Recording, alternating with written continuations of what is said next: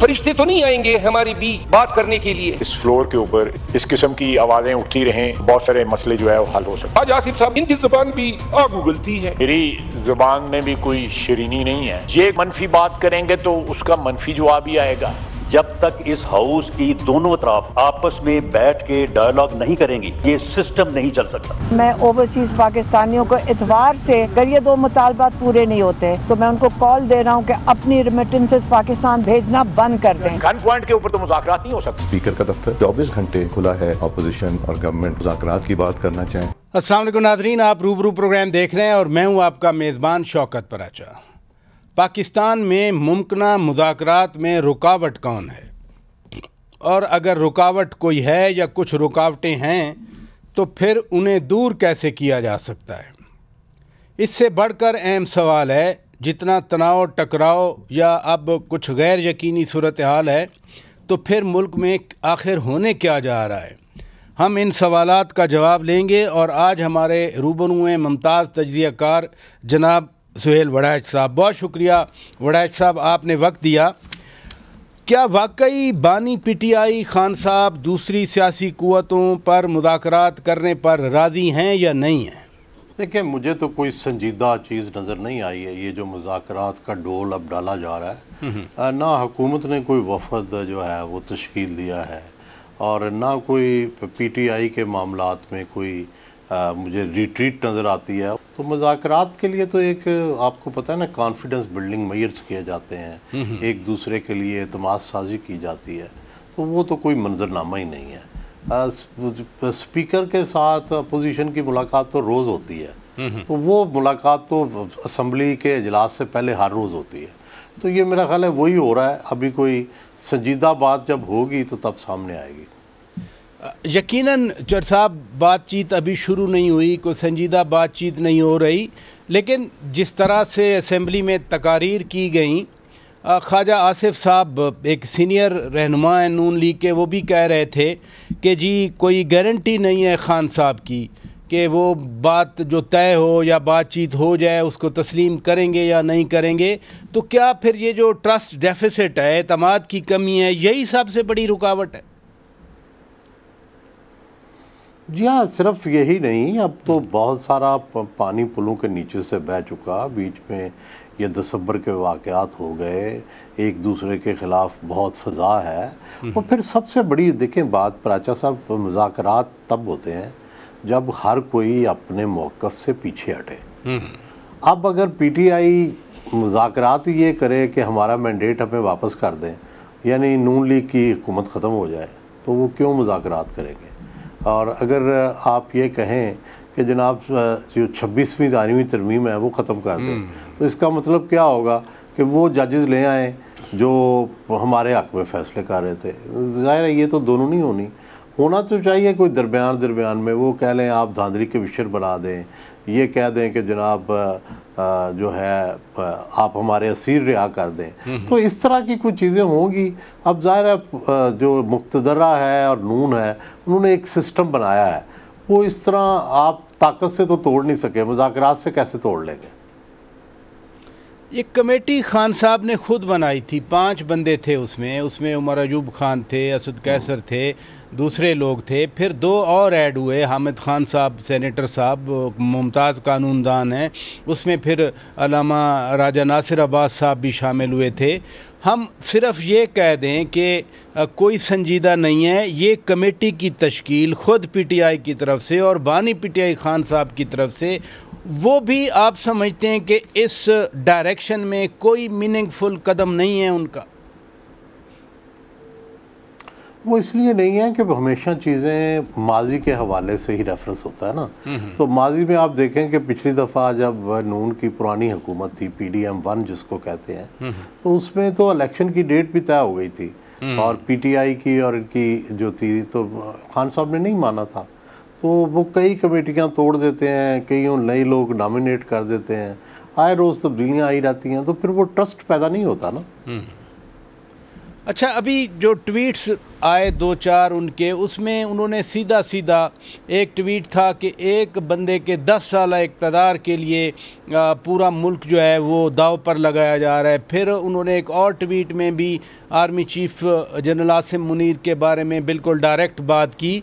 तो क्या फिर यही सबसे बड़ी रुकावट है कि खान साहब इधर आते नहीं हैं, वो मुज़ाकरात करना चाहें तो उधर करते हैं और टारगेट करना चाहें भी तो उधर करते हैं? मेरा ख्याल है ये उनकी स्ट्रेटजी गलत है। होना ये चाहिए कि देखें, तो आर्मी से या तो हम कोई ताकतवर हों सिविलियन क़ुव्वतें, और कोई इनकी मर्ज़ी से ये तब्दीलियाँ हो सकें, वो तो होती नहीं है। हमने देखा पिछले सारे अदवार में 40 साल से मैं तो यही देख रहा हूँ कि फ़ौज ने जो फ़ौज ताकतवर है और वो अपनी मर्ज़ी करती है, और वो अपने अदारे में मुदाखलत भी नहीं करने देती। हमने देखा कई हुकूमतें इस वजह से ख़त्म हो गई। तो इसलिए बेहतर रवैया ये होता है कि आप उनकी फ़ौज की पॉलिटिक्स के अंदर आप बिल्कुल दखल ना दें। तो ये इन्होंने जब दखल दिया जनरल फैज़ के और इनके मामलात में, तो उस वक़्त से फंसे हुए हैं, अब निकल ही नहीं पा रहे। फिर जो एक तासुर मिलता है, और जो शेख रशीद अहमद ने भी परसों बात की कि जी ये लड़ाई है और बंदे दो हैं, कब्र एक है, मामलात वाकई इस हद तक हैं? नहीं, मेरा ख्याल है कि यहाँ पर इस कदर इंतहा पसंद तो हम हैं सारे, जोशीले भी हैं लेकिन भुट्टो की फांसी के बाद कब्रों शबरों का मामला काफ़ी हद तक अब शायद ही कोई इस तरफ जाए, कोई किसी को या मारे या फांसी दे, या मेरा ख्याल है कि नहीं। उससे हमने बहुत बड़ा सबक सीखा है, और एस्टेब्लिशमेंट ने भी सबक सीखा है कि उसकी वजह यह है कि आपने अकेले भुट्टो को मारा, पता नहीं वो अगली टर्म में जीतता या ना जीतता। तो वो अभी तक जीतते आ रहे हैं। 20 साल से आपने सिंध में उनको हुकूमत दी हुई है, 2 साल आप वफाक में उनको 2 दफ़ा वफाक में हुकूमत दे चुके हैं। तो पीपल्स पार्टी को ख़त्म करते करते, भुट्टो को ख़त्म करते करते आप उन्हें 30 साल हुकूमत तो दे चुके हैं। तो और फिर इसका क्या रिवार्ड हो सकता है इससे बड़ा? शेख रशीद ने एक बात की, फवाद चौधरी साहब भी एक राय रखते हैं। फवाद चौधरी साहब ने कहा कि जो मौजूदा हुकूमत है, यानी नून लीग के बारे में कह रहे थे कि ये जानबूझ के मुज़ाकरात नहीं कर रही, क्योंकि जो तनाव है इस वक्त, जिसकी तरफ आप भी इशारा कर रहे हैं, वो हुकूमत को सूट करता है। आप कैसे रीड करते हैं? नहीं, ये ठीक है, बात सूट करता है, लेकिन जिस दिन मुक़्तदरा ने कहा कि आप मुज़ाकरात करें, वो बेचारे इनकार कर सकते हैं, और या मुक़्तदरा की मर्ज़ी के ख़िलाफ़ जो है वो मुज़ाकरात कर सकते हैं। वो उन्हीं के सहारे तो खड़े हैं, तो वो कहाँ जाए बेचारे। जब खुद पीटीआई के बानी खान साहब बार बार कहते हैं कि हम तो मुज़ाकरात करेंगे जिनके पास पावर है, जिनके पास ताकत है, मुल्क की इस सूरत हाल में वो जो ताकतवर हैं, मुक़्तदरा हैं, वो मुज़ाकरात में दिलचस्पी नहीं रखते फिर पीटीआई के साथ। नहीं, देखिए उनकी दिलचस्पी है इस वक्त, जो मुझे लगता है दूर से बैठे हुए प्राचा साहब, कि वो ये चाहते हैं कि अमन हो, और उनका मुआशी एजेंडा जो है वो मुआशी एजेंडे के ज़रिए सियासी इस्तेकाम चाहते हैं, और वो चाहते हैं कि खान साहब जो है खामोशी से वक्त गुजारें और अगले इलेक्शन पे जाके बोलें। खान साहब इसके लिए तैयार नहीं है। खान साहब कहते हैं अभी अभी अभी के अभी इलेक्शन कराएं। ये जो क्वेस्ट है अभी या अभी, पहले भी माजी में भी हुकूमतें टूटती रहीं, फिर इलेक्शन होते रहे, फिर एक दफ़ा निकाले जाने वाली हुकूमतें दोबारा आती रहीं, या 90s आपके सामने गुजरा, इवन इस सदी में भी वज़ीर आज़म तब्दील होते रहे, असम्बली तो वही रही। खैर, तो ये खान साहब को फिर जल्दी किस चीज़ की है? अरे प्राचा साहब, आप इस्लामाबाद में बैठे हैं, समझाएं अडयाला जाके। मैं सच्ची बात है आपकी राय जानना चाह रहा हूँ, मैंने क्या समझाना है, आप बादशाह आदमी हैं। नहीं, देखिए गुजारिश ये है कि तजर्बात से ही राय बनती है ना, कि बेनज़ीर भुट्टो 18 सीटें लेके असम्बली में बैठ गई, वेट किया, और आपने देखा फिर हुकूमत आ गई। नवाज शरीफ की 35 सीटें आई 2002 में, ठीक है, उसकी पार्टी तोड़ दी गई, अब बिल आकर आ गए। तो ये पेशेंस का खेल है। एस्टेब्लिशमेंट नाराज़ हो जाए तो वो ज़ाहिर हटा देते हैं, घर भेज देते हैं, फिर आपको कोशिश करके इस सिस्टम के अंदर रह के आप चलाते हैं। दूसरा तरीका है कि कोई इनकलाब ले आए, सारा सिस्टम तोड़ दें। वो आपने करके देख लिया, 9 मई को किया, बार बार आप करने की कोशिश कर रहे हैं। वो तो स्टेट इतनी ताकतवर है कि फ़िलहाल तो ये हरबा कामयाब होता नज़र नहीं आता। लेकिन ये जो समझ नहीं आ रही, या आप जैसे फरमा रहे हैं कि तजर्बात से होता है, सिस्टम में तो वो हैं, मसलन कौमी असम्बली में भी भरपूर हैं। गुज़श्ता रोज़ उन्होंने उनकी एक्सेप्ट नहीं कर रहे ना, एक्सेप्ट नहीं कर रहे। पराचा साहब, ये जो था ना, बेनज़ीर भुट्टो ने और नवाज शरीफ ने, इन्होंने ये एक्सेप्ट कर लिया था कि इस सिस्टम को चलने दें, हमारी बारी आ जाएगी। खान साहब ना चलने देते हैं ना बारी का इंतज़ार करते हैं। एस्टेब्लिशमेंट को यही प्रॉब्लम है। अगर वो आराम से बैठते हैं, इनकी बारी गुजरने दें, और तो शायद उस वक्त तक एस्टेब्लिशमेंट के लिए मामला ठीक हो जाए, क्योंकि इस हुकूमत से शिकायत पैदा हो जाएंगी। अगर तहरीक-ए-इंसाफ चुप करके ज़रा ताल्लुक हो जाए तो खुद ब खुद प्रॉब्लम पैदा हो जाते हैं हुकूमत में और फौज में, और वो ज़्यादा बेहतर रहता है। ये आपने दुरुस्त कहा कि इंतज़ार नहीं कर रहे। मैं ब्रेक लेता हूँ नाज़रीन, ब्रेक के बाद जब वापस आएंगे, जिन रुकावटों की तरफ ख़ुद सुहेल वड़ैच साहब इशारा कर रहे हैं, आखिर इन रुकावटों को फिर दूर कैसे किया जा सकता है। 9 मई के हवाले से उन्होंने बात की, दीगर जो इम्पेशेंस की बात कर रहे हैं, ज़ाहिर है सियासत है, सियासत तो नाम ही पेशेंस का है। ज़रा ये मौज़ूआत मैं इनके सामने रखूँगा। Stay with us. Welcome back नाज़रीन, आज हमारे रूबरू हैं मुमताज़ तजज़ियाकार जनाब सुहेल वड़ैच साहब। चौधरी साहब, 9 मई का आपने भी इशारा किया, 9 मई तो हुआ था, इसमें तो कोई शक नहीं है। मुनज़्ज़म हमले हुए थे, सारे फ़ौजी इंस्टॉलेशन पर हमले हुए थे। अब उसके बाद फ़ौज कहती है कि इस पर माफ़ी मांगी जाए, यानी लीस्ट कम अज़ कम माफ़ी मांगी जाए। उल्टा जब ये मुतालबा आया तो खान साहब की तरफ से आया कि मुझसे माफ़ी मांगी जाए। अब इस मसले का कोई हल है, कोई दरमियानी रास्ता कैसे निकाला जा सकता है? देखिए पराचा साहब, मेरी और आपकी लड़ाई हो जाए, ठीक है। अब अगर तो आप भी ज़िद पे अड़ जाएं और मैं भी ज़िद पे अड़ जाऊं तो मसला तो कभी हल नहीं होगा। अगर हम में से एक भी अपनी ज़िद से हट जाए तो मसला हल हो जाएगा। सरेंडर कर दें, मतलब बेनज़ीर भुट्टो ने अल-ज़ुल्फ़कार के लिए सरेंडर कर दिया, नवाज शरीफ ने उसके बंदे जो अदलिया के सुप्रीम कोर्ट के हमले में मुलव्वस थे उनको सज़ाएँ होने दी, ठीक है। वक्त का इंतज़ार किया, जब उनकी सज़ाएँ गुजर गई तो दोबारा उनको ले आए। तो ये वक्त तरीका होता है। मुश्किलात आती हैं सियासी जमातों पे, उनको कैसे टैकल करना है कि आप मुश्किल में फंस जाते हैं, तो फिर उसका ये तरीका है। आप ये कहते ला तल्की कर देते हैं कि जिन लोगों ने यहाँ हमला किया मैं ला ताल्लुक़ हूँ, या उन्हें सज़ा मिलने दें, या मैं माफ़ी मांगता हूँ, क्या हर्ज है। पाकिस्तान के अदारे हैं ना, मैं पूरे पाकिस्तान से माफ़ी मांगता हूँ कि या अल्लाह ये मामला ठीक हो जाए, क्या हर्ज हो जाएगा। बड़े दिल होने चाहिए। मुल्क के मसाइल हैं, मुल्क के मसाइल हल करने के लिए जितना बड़ा दिल करेंगे, जितनी कुर्बानी देंगे, जितनी अपनी गुनाह की, अपनी गलती को मांगेंगे, माफ़ी मांगेंगे, जितना पीछे हटेंगे उतना मुल्क कामयाब होगा।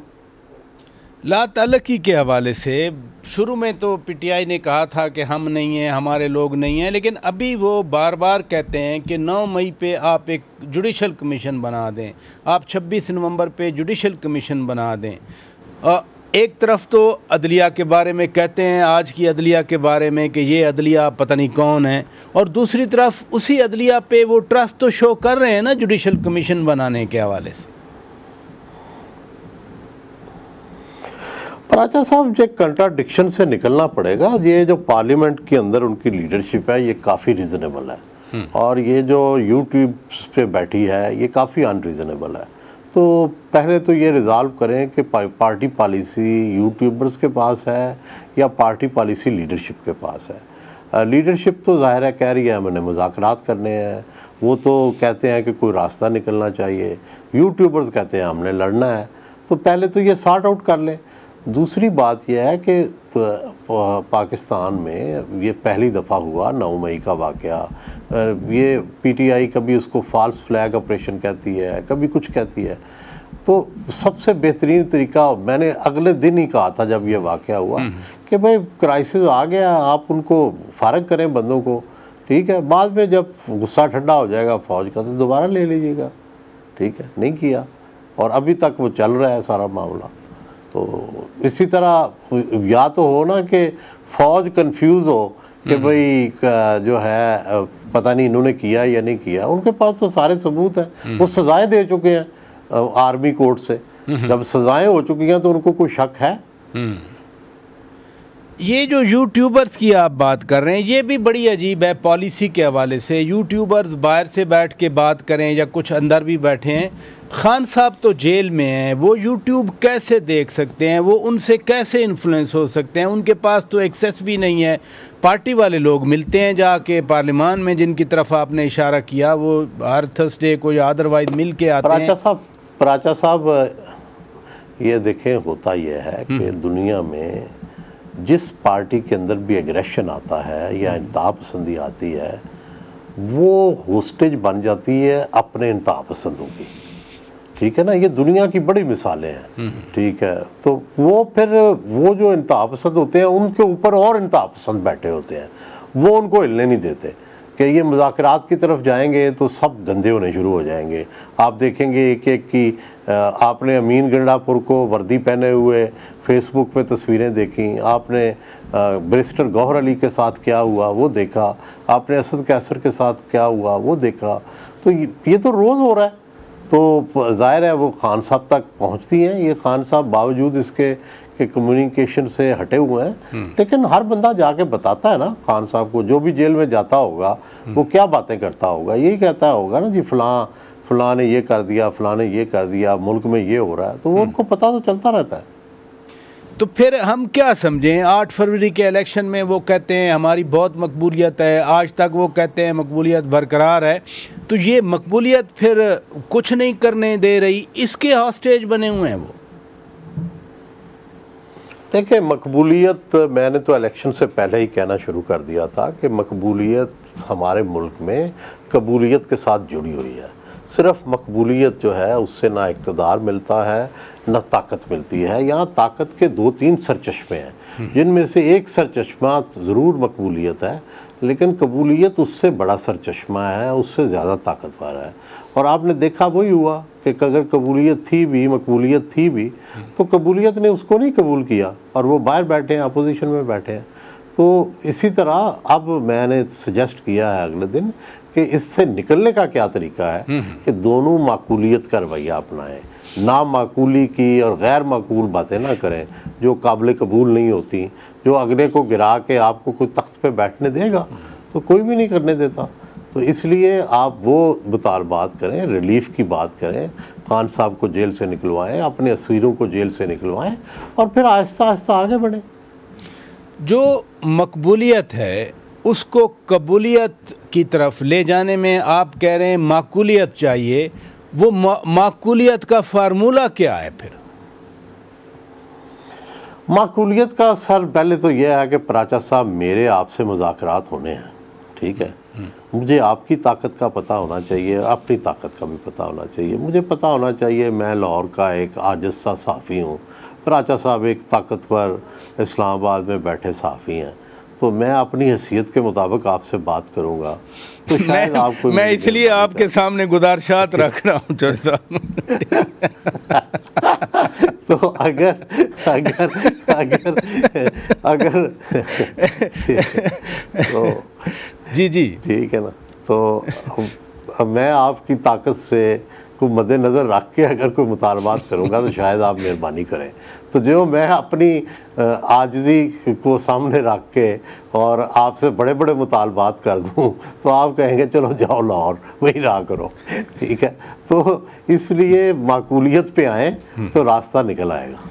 ये जो इस हफ्ते असेंबली में तकारीर हुई, ख्वाजा आसिफ साहब बोले, उसमें शेर अफजल मरवत अदरवाइज़ बड़े एग्रेसिव हैं, उन्होंने भी अच्छी बात की, दीगर भी अली मोहम्मद ख़ान साहब बोले अच्छी बात की, अता तारड़ साहब ने भी अच्छी बात की।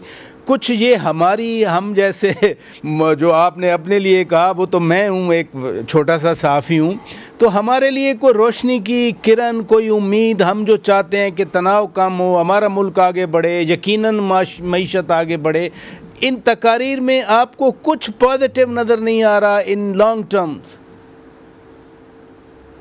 नहीं देखें, हल तो मसालियत है पराचा साहब, जब भी हल होना है वो यही होना है कि मुज़ाकरात होंगे, मसालियत होगी और शायद कौमी हुकूमत भी बनेगी।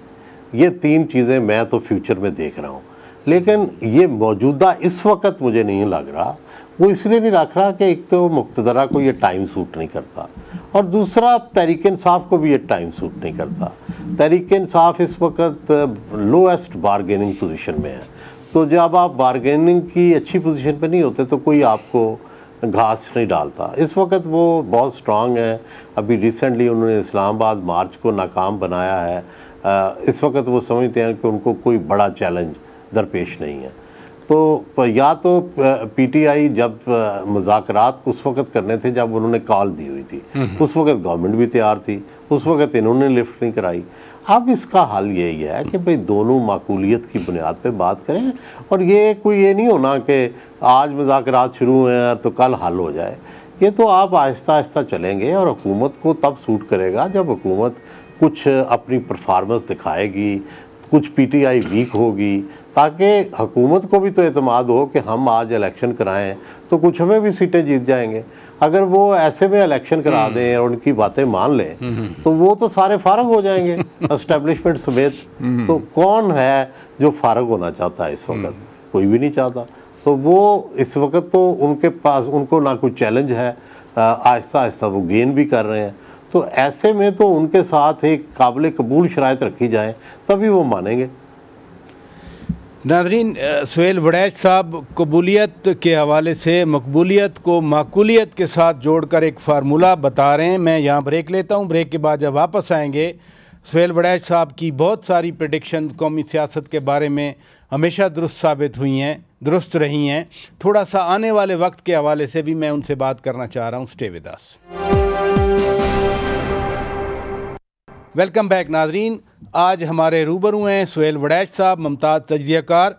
चौधरी साहब, ये मकबूलियत है, फिर उसकी कबूलियत होनी है और रास्ता आप माकूलियत का बता रहे हैं, लेकिन उसमें जो ट्रबल्स हैं, मसलन जनरल फैज़ साहब का फील्ड जनरल कोर्ट मार्शल का मामला रहा, अब चार्जशीट हो गई, तो जो लेवरेज हम कह सकते हैं जो पीटीआई की थी, क्या जैसे आप कह रहे थे कि अब वो वीकेस्ट पॉइंट पे हैं, उनके पास आपके नज़दीक कोई लेवरेज नहीं रह गई? नहीं, लेवरेज तो है, मकबूलियत की लेवरेज है। और वो मकबूलियत की लेवरेज ये है कि देखें, एस्टेब्लिशमेंट चाहे जितना भी अपने आप को स्ट्रांग फील करे, जितने भी शहबाज शरीफ साहब समझे कि मेरे लिए कोई अब चैलेंज नहीं, मुशीयत ठीक हो रही है, पीटीआई की वो जो पोजीशन थी कि ना खेलूंगा ना खेलने दूंगा, वो ख़त्म हो रही है। लेकिन एक चैलेंज तो बहरहाल है, वो ये है कि वोट सबसे ज़्यादा इस वक्त इमरान खान के पास है। और जब तक आप इमरान खान को सिस्टम के अंदर शामिल नहीं करते, मुल्क में सियासी इस्तेकाम नहीं आ सकता। तो सियासी इस्तेकाम जब नहीं आएगा तो माशी इस्तेकाम भी डिस्टर्ब होता रहेगा। तो इसलिए ज़रूरी तो है ये हर तरह से कि मुसालियत की जाए, मुज़ाकरात की जाए। और मेरा ख्याल है कि सब लड़ के इस नतीजे पे भी पहुंच चुके हैं कि इसके सिवा कोई रास्ता नहीं है। अब मामला सिर्फ टाइमिंग का रह गया है कि टाइमिंग किसको सूट करती है। वो एस्टेब्लिशमेंट और हुकूमत चाहेगी कि इनको और वीक किया जाए और अपनी शराइत पर इनसे सुलह की जाए, और पीटीआई ये चाहती है कि हम और वीक होने से पहले कोई अच्छी डील ले ले। ये इस वक्त लड़ाई है। नहीं, लेवरेज देखें ना, जब चाहें वो इस्लामाबाद पे चढ़ाई कर दें, वो जब कोई बाहर का आ रहा हो, एससीओ का इजलास था वो आ गए, फिर ये बेलारूस के सदर आ रहे थे वो आ गए, पूरा सूबा उनके पास है, सूबे के रिसोर्सेज अल ऐलान लेके आते हैं, मशीनरी लेके आते हैं। अब तो उन्होंने कहा कि सिविल नाफरमानी मैं कैंसिल नहीं कर रहा, मैं इसको डिले कर रहा हूँ और इसके खतोखाल पर मैं गौर कर रहा हूँ। तो जब पहले सिविल नाफरमानी का ऐलान किया था, खतोखाल नहीं सोचे गए थे क्या? और देखिए, पीटीआई वाले हमारे भाई हैं, मकबूल हैं, बहुत ज़्यादा बड़े पुरजोश हैं। तो लेकिन जिसको कहते हैं ना जी दानिशमंदी और सियासी दाव पेच, इससे आ रही हैं और इसलिए वो अपने जोश पे चले जा रहे हैं, लेकिन होश बहुत कम है। तो जब तक होश ना हो, आपको पता है जोश जो है वो जिसमें मिसप्लेस्ड होता है, वो जोश अपना ज़ाया कर देते हैं। अगर होश के साथ जोश को इस्तेमाल करते तो अब तक कोई तब्दीली भी आ चुकी होती, इन्हें कोई रिलीफ भी मिल चुका होता। अपनी ही पहले जजों के नाम ले के उनके साथ वो करवाया कि वो अब इनकी कोई हेल्प के काबिल नहीं है। वो जर्नैल जो थे, जो फ़ौज के अंदर बैठे हुए इनके हामी थे, वो भी सारे फारग हो चुके एक एक करके। ठीक है, इसी तरह आप जो उन्होंने अपनी मकबूलियत पे जो गेम खेलने की कोशिश की बार बार, नतीजा उसका ये निकला है कि अब पंजाब से एक भी बंदा नहीं निकला। ठीक है, तो ये आहिस्ता आहिस्ता उन्होंने खुद सारा अपनी, जिसको कहते हैं ना आग या स्टीम, वो खुद ही उसको ज़ाया कर दिया। और अब भी वोट बैंक तो उनके पास है लेकिन स्ट्रीट पावर नहीं है। आपको पता है वोटर पावर से ज़्यादा स्ट्रीट पावर इम्पॉर्टेंट होती है। जमात इस्लामी को कितने वोट मिलते हैं एक हल्के से? 5,000 4,000 आजकल तो। लेकिन वो अपनी स्ट्रीट पावर पे वो आज भी जो है नुमायाँ पार्टी है और जब चाहते हैं वो भी प्रोटेस्ट कर लेते हैं। तो स्ट्रीट पावर तो अब पीटीआई के पास नहीं रही। ये आखिरी जो उन्होंने इस्लामाबाद में सीज करने की कोशिश की, उसके बाद ये हवा जो है ये ख़त्म हो चुका है। ये जो पॉलिटिकल विजडम की आपने बात की, अभी 2-3 दिन पहले मखदूम शाह महमूद कुरैशी साहब, फवाद चौधरी साहब और ख़ान की आपस में मुलाकात हुई। फवाद चौधरी साहब के ज़रिए पता चला कि एक तजवीज़ डिस्कस हुई कि बाकी सियासी जो अपोजिशन की क़ुव्वतें हैं अब उनको साथ मिलाया जाए। अचकज़ई साहब तो पहले उनके साथ हैं। क्या आपके नज़दीक मौलाना फजलुर रहमान साहब किसी वक्त जेल में जाकर अडयाला में खान साहब से मिल सकते हैं, हाथ मिला सकते हैं, उनके साथ चल सकते हैं? हाँ जी, जिधर उन्हें सियासी फ़ायदा नज़र आएगा इन सब को उधर चले जाएंगे। आप पहले तो खान साहब ने उनको मैंडेट दिया अचकज़ई साहब को, फिर रोक दिया, फिर आज तक उनको ना नवाज शरीफ से मिलने दिया, ना आसिफ जरदारी से मिलने दिया। वो मूवमेंट ख़त्म हो गई। फिर वो मौलाना फजलुर रहमान के पास चले गए, फिर मौलाना फजलुर रहमान को के साथ मिल के चलते रहे। फिर 26वीं आईनी तरमीम के जब पास होनी थी तो पहले हर तरह के मामलात में शामिल रहे, आखिरी दिन बायकॉट कर दिया। मौलाना फजलुर रहमान ने जाके वोट कर दिया। तो अभी तक की तो ये सूरत हाल है। लेकिन अल्टीमेटली ज़ाहिर है हुकूमत के ख़िलाफ़ एक मुत्तहिदा महाज़ बनेगा। यही रास्ता होता है कि मुत्तहिदा महाज़ बनता है, लोग इकट्ठे होते हैं और फिर अपना रास्ता तलाश करते हैं। ये मुत्तहिदा महाज़ कब तक बनता नज़र आ रहा है आपको? अब पराचा साहब जिस दिन आप इजाज़त देंगे बना लेंगे। You are too generous today sir. ये मौलाना साहब जिस तरह की बातें कर रहे हैं सर, अभी थ्रेट भी दे देते हैं, फिर वो मुज़ाकरात की बात भी कर लेते हैं। आप कैसे रीड करते हैं कि अल्टीमेटली मौलाना फजलुर रहमान साहब फिर पीटीआई के साथ बैठ जाएंगे किसी पॉइंट ऑफ टाइम पे? नहीं, देखिए क्या बैठेंगे, मुझे ये बताएं कि मौलाना फजलुर रहमान का पॉलिटिकल राइवल कौन है? सवाए इमरान खान के उनका कोई पॉलिटिकल राइवल? सूबे में केपी में तो खैबर पख्तूनख्वा में ही उनकी सबसे ज़्यादा मकबूलियत है। वहीं उन पे पार्टी है, वहीं वो इलेक्शन जीतते हैं, वहीं हारते हैं। और उनका मद्दे मुकाबल कौन है? पीटीआई। अपने हलके में उनको किसने हराया? गंडापुर ने। तो फिर बात यह है ना कि वो जितने भी शीरो शकर हो जाएं, पीटीआई उन्हें अपनी नशिस्तें तो नहीं देगी। और अगर वो नशिस्तें नहीं देगी तो फिर तो लड़ाई जारी रहेगी। ये ऊपर ऊपर से जितने मर्जी है सियासत में इकट्ठे होते रहें, लेकिन अंदर से तो असल लड़ाई तो इनकी आपस में है। ये रिचर्ड ग्रैनल का क्या मसला है? अमेरिका से कोई बयान आता है और इधर से बड़ा पीटीआई वाले खुश हो जाते हैं, हुकूमत वाले नाराज़ रहते हैं। वो कोई ख़ास मसला बना रिचर्ड ग्रैनल का? पराचा साहब, बात यह है कि भुट्टो के लिए फांसी जब सज़ा हुई तो कोई दुनिया का मुल्क ऐसा नहीं था जिसने सिफारिश ना की हो। चाहे सऊदी अरब था, चाहे अमेरिका था, पता नहीं कितने सरबराह मुमलिकत खुद चल के पाकिस्तान आए। लेकिन जब स्टेट ने फैसला कर लिया तो कोई क्या कर सका? फिर तलकात बहाल हो गए, ख़राब हो गए। तो देखना तो यह है कि स्टेट ऑफ पाकिस्तान क्या फ़ैसला करती है। हम तो चाहते हैं कि कोई ऐसा फ़ैसला ना हो जिससे इमरान खान की जान को ख़तरा हो या उनको कोई ऐसी इज़ा पहुँचाई जाए। और क्योंकि पिछला जो फ़ैसला हुआ था भुट्टो का, उसके भी बड़े दूररस असरात हुए और अच्छे नहीं हुए। तो उस तरफ तो जाना नहीं। आज तक असरात मौजूद हैं।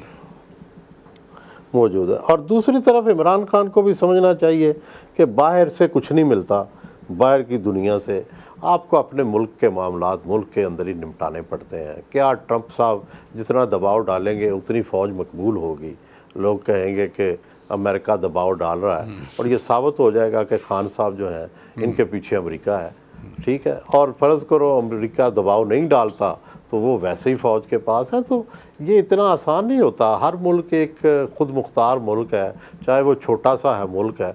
आप ये देख लें जो था ये जो रंगून जिसको कहते हैं बर्मा, आप देखें बर्मा में म्यांमार जो है उसमें कितना दबाव दुनिया का पड़ता रहा, तो उन्होंने छोड़ा नहीं, छोड़ते, ठीक है। तो ये बुनियादी बात है कि इस तरफ तवक्को लगाना ही, चलो ठीक है वो बयान दे देंगे, हो सकता है कोई हमारी इमदाद भी बंद कर दे, लेकिन उसके नतायज कोई खान साहब के हक में बेहतर नहीं होंगे। IMF को इन्होंने ख़त लिखा तो उसके कोई बेहतर असरात तो नहीं हुए, और मिल गई ना इमदाद। तो ये इस तरह की चीज़ें करने से नुकसान ज़्यादा होता है। लेकिन खान साहब तो बार बार खुद कहते हैं कि मैं किसी सूरत में मुल्क छोड़ के नहीं जाऊंगा, मैं किसी सूरत बाहर नहीं जाऊंगा। वो तो खुद इनकार करते हैं बैरूनी मदाखलत के ख़िलाफ़। बड़ी अच्छी बात है, ये तो उनका पॉजिटिव पॉइंट है, प्लस पॉइंट है। बहुत शुक्रिया जनाब सुहेल वड़ैच साहब। नादरीन, मुमताज़ तजज़ियाकार आज हमारे रूबरू थे और मुल्की सियासत के हवाले से ख़ास तौर पर मुज़ाकरात, जिसकी बात बार बार की जा रही है और हर कोई चाहता है कि इस मुल्क में मुज़ाकरात होने चाहिए। कोशिश मैंने की कि जो रुकावटें हैं उनको आइडेंटिफाई किया जाए और फिर उनके हल पे भी हमने बात की। बहुत दुरुस्त उन्होंने कहा कि खान साहब की मकबूलियत है, लेकिन इस मकबूलियत को कबूलियत में लाने के लिए माकूलियत का मुजाहरा किया जाना बहुत ज़रूरी है। अपने मेज़बान शौकत पराचा को इजाज़त दीजिए। खुदा हाफिज़।